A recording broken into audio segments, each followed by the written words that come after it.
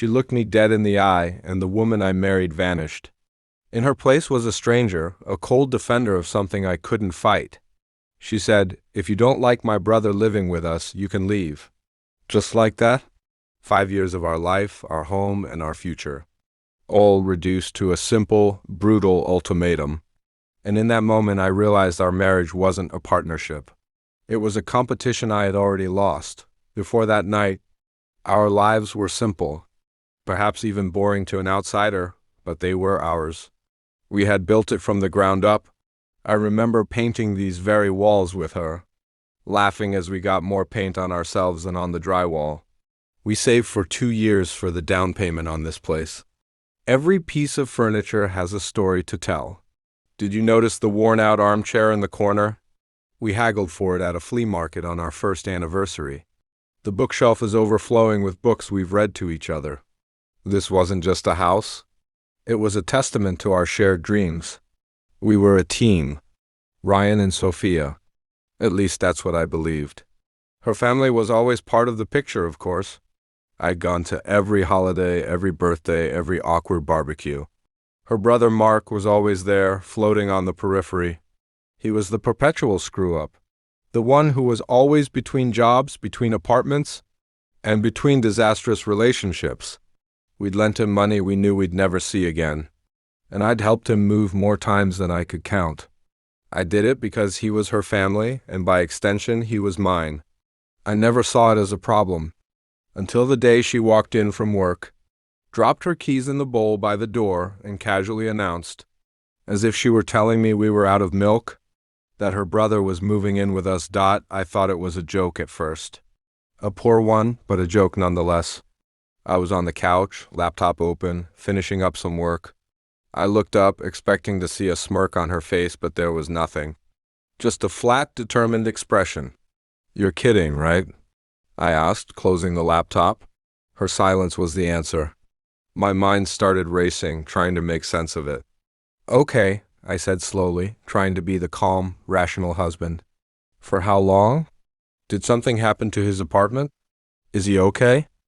Every question was met with a shrug or a vague, dismissive answer. "He just needs a place for a while," she said, avoiding my eyes as she started unpacking groceries. A while? What does a while mean? A week? A month? A year? I pressed for details, not out of anger, but out of genuine confusion. This was our home. A 2-bedroom apartment that was already feeling small for the two of us. Where was he going to sleep? The spare room was my office, filled with my equipment, my entire livelihood. "We'll make it work," she insisted, her voice getting tighter. I could feel the conversation shifting, the ground beneath my feet starting to crumble. This wasn't a discussion. It was a decree. I tried to explain my position in a logical manner. I reminded her gently about his track record.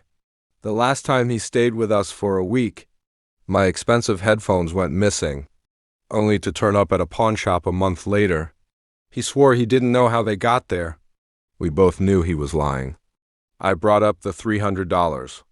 We lent him for a security deposit that he clearly spent on something else. I wasn't trying to be cruel.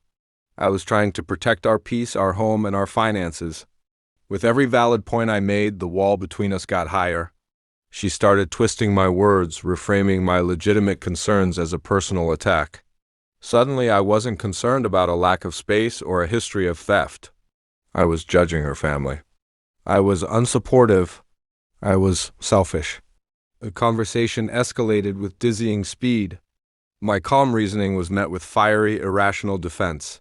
She accused me of hating her family and of trying to isolate her from them. It was insane. I was the one who encouraged her to visit her parents when she was homesick. I was the one who helped her plan a surprise party for her mother. How could she stand there and say that? I told her, my voice rising to match hers. This has nothing to do with me hating your family. This is about a grown man who refuses to take responsibility for his life. And you are enabling him by sacrificing our home. That was when I saw something in her eyes change. The defensiveness hardened into something else. Something colder and sharper. The fight moved from the kitchen to the living room. a storm contained within our four walls. I felt a desperate need to make her understand what she was asking. This wasn't just about letting him crash on the couch for a weekend. She was talking about him moving in, indefinitely, all of our plans. The things we whispered about in the dark, saving for a bigger house. Maybe traveling next year? Even the tentative talks about starting a family. All of that would have to be put on ice. How could we move forward with our lives with a permanent houseguest who contributed nothing but chaos? I laid it all out for her, my voice pleading. What about us? I asked. What about our future? This is supposed to be our sanctuary. The one place in the world where it's just you and me. You are inviting a storm into our home. And you're not even asking me if I want to get wet? She just stared at me, her arms crossed. Her face was a mask of stubborn loyalty. It was a look I'd seen before, but it had never been directed at me. It was the look she got when her mother criticized her choices or when her father gave unsolicited advice. It was her family shield, and for the first time, I was on the wrong side of it. She wasn't listening to my words. She was hearing an attack on her bloodline. And then she said it. The words that shattered everything. He is my brother. He needs me. If you don't like him living with us, you can leave. The air left my lungs. It was like being punched in the gut. Every loving word she had ever said. Every promise we had made, it all turned to ash in that single moment. It wasn't a suggestion. It was an ultimatum. My love, my presence in our home was conditional. And the condition was that I had to accept her brother, no questions asked. A rage I had never felt before boiled up inside me. I wanted to scream. I wanted to punch the wall. I wanted to shake her and ask her who she was. Because the woman standing in front of me was not the person I had vowed to spend my life with. My wife would have talked to me. She would have valued my opinion. She would not have held our marriage hostage. So that's it? I finally managed to say, my voice shaking. 5 years together and you can just throw it away for him.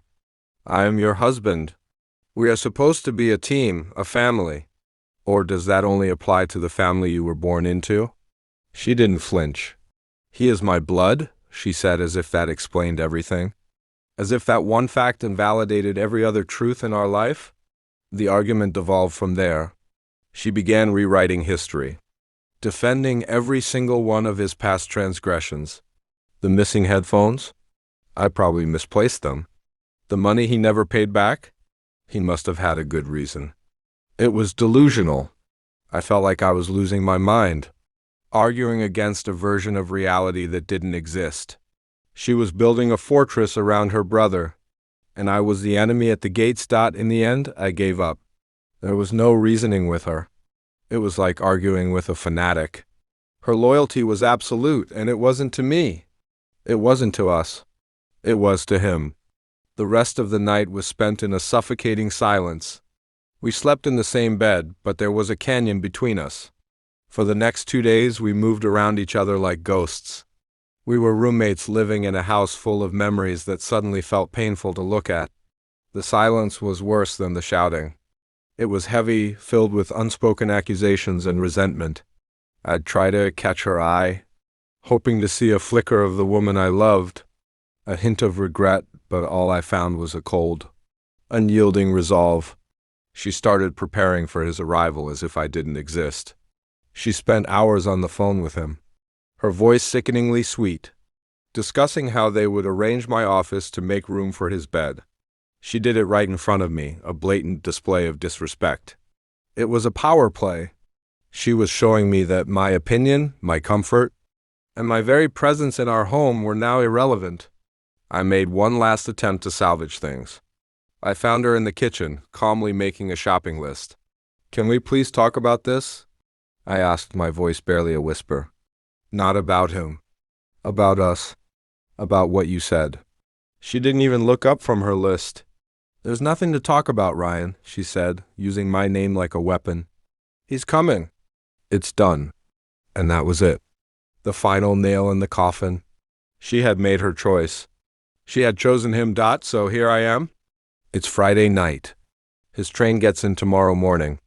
My duffel bag is on the floor by the door, half packed. I don't even know where I would go. A hotel, a friend's place? The thought of explaining this mess to anyone makes me feel sick. I keep walking through the apartment, touching the furniture, looking at the photos on the wall. There's one from our wedding day. We look so happy, so certain. We look like two people who would face anything together. What happened to them? Did that man know he was marrying a woman whose love came with terms and conditions? Did he know he would always be a guest in her family's hierarchy? Easily evicted and replaced? I can hear her in the bedroom now, on the phone again. I can't make out the words, but I can hear the tone. It's warm and reassuring. It's the tone she used to use with me. My hand is on the doorknob. My car keys feel heavy in my pocket. I could walk out right now and not look back. Part of me is screaming to do it, to reclaim some shred of my self-respect. But another part, a foolish, heartbroken part, is still clinging to the hope that she opened the bedroom door, see my bag, and realize what she's about to lose. That she finally chose me. She chose her blood over our vows. Now I have to make a choice.